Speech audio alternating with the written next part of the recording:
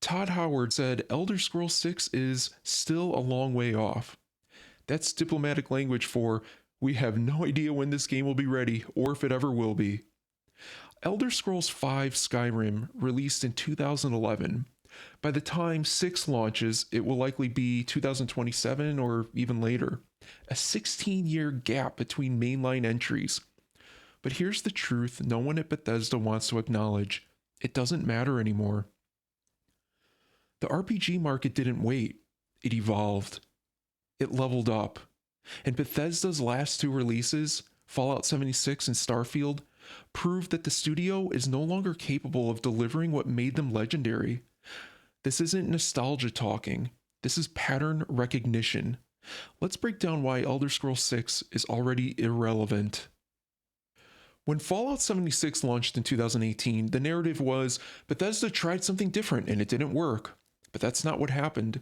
Bethesda revealed they could no longer execute their core competency. Fallout 76 wasn't just buggy. Every Bethesda game is buggy, that's expected. Fallout 76 was fundamentally broken at a core design level. Empty world with no meaningful NPCs, quests delivered through holotapes and notes, a broken PvP system no one wanted, technical issues so severe the game was borderline unplayable, monetization schemes in a $60 game, and no modding support in an engine that required modding to function. That's not trying something new, that's institutional incompetence. Bethesda had 6 years after Fallout 76 to prove it was an anomaly, to show they still understood RPG design. Starfield was supposed to be their redemption, a new IP, a massive budget, a cool NASA punk aesthetic. Todd Howard's passion project. It launched to middling reviews and player disinterest that turned to active disappointment. The core criticisms? Exactly the same issues that plagued Fallout 76. Lifeless, procedurally generated planets with nothing interesting to discover, shallow NPC interactions with no depth, loading screens destroying immersion every 30 seconds, and a dated engine struggling with basic modern features. Quest design stuck in 2011, exploration that felt pointless. Starfield proved that Fallout 76 wasn't an aberration, it was the new normal. Bethesda can no longer design compelling open worlds. They can no longer write interesting characters. They can no longer create systems that feel modern. Bethesda's fundamental design philosophy hasn't changed since Morrowind in 2002. Massive open world, go anywhere, do anything, emergent gameplay through systems interaction, environmental storytelling. That was revolutionary 20 years ago. It's table stakes now. Bethesda is still using a modified version of the same engine they've been using since 2011, and it shows. Every modern Bethesda game has the same technical issues. Character animations that look like puppets, facial expressions that don't match dialogue, physics that break if you look at objects wrong, loading screens between every door, NPCs with no awareness of their environment, and AI pathfinding from the PS3 era. Other studios moved on.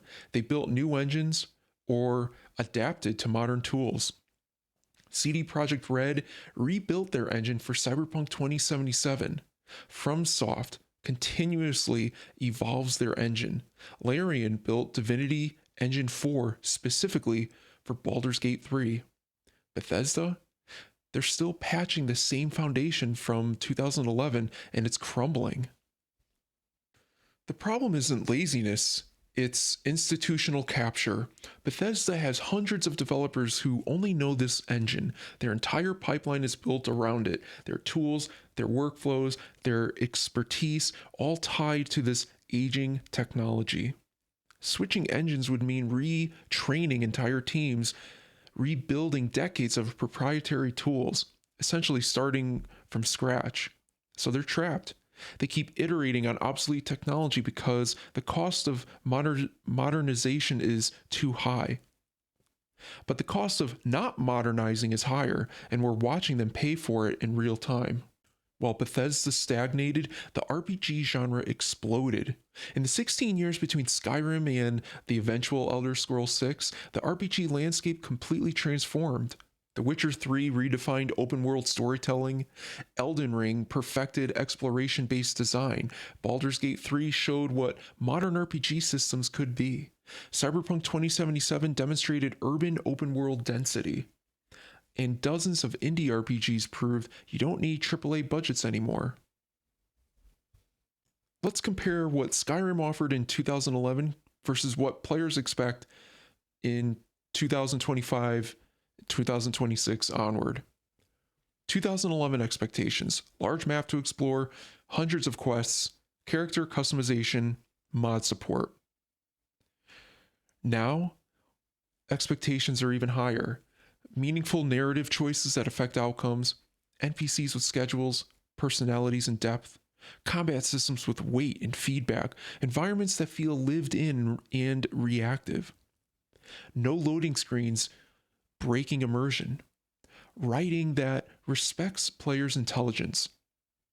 Bethesda has shown zero evidence they can deliver on these expectations.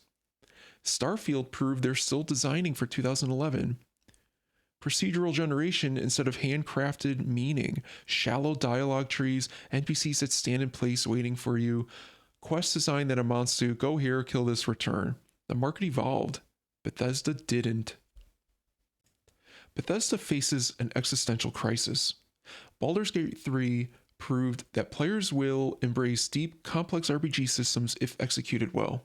Turn-based combat, meaningful choices with consequences, NPCs with rich personalities and relationships, narrative branching that actually matters. It won Game of the Year, sold millions, and became a cultural phenomenon.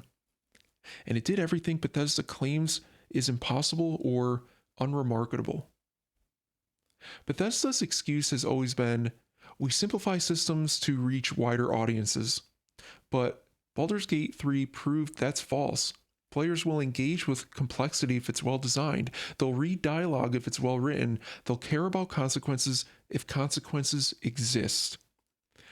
Bethesda isn't simplifying for accessibility. They're simplifying because they lack the design sophistication to do better.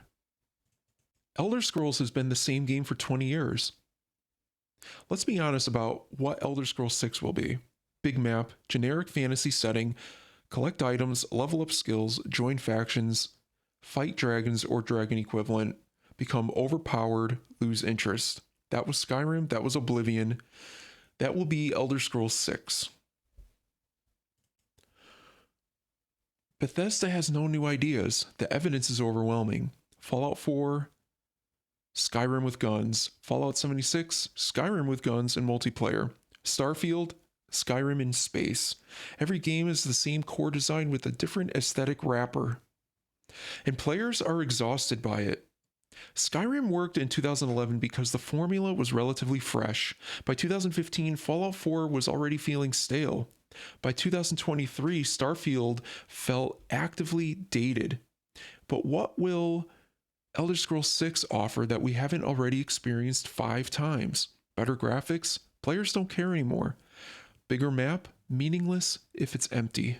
More quests? Not if they're all fetch this variations. Bethesda's writing has always been workmanlike at best, but it's gotten noticeably worse. Skyrim's main quest was forgettable but functional. Fallout 4's writing was actively mocked. Starfield's dialogue is corporate sterile. Compare this to Witcher 3's emotional depth, Disco Elysium's literary ambition, Baldur's Gate 3 character development, even Elden Ring's environmental storytelling. Bethesda writes like a mid-tier fantasy novel from 1987, tropes without subversion, characters without depth, dialogue without personality. That might have been acceptable when the exploration compensated, but when exploration feels empty and systems feel dated, bad writing becomes fatal.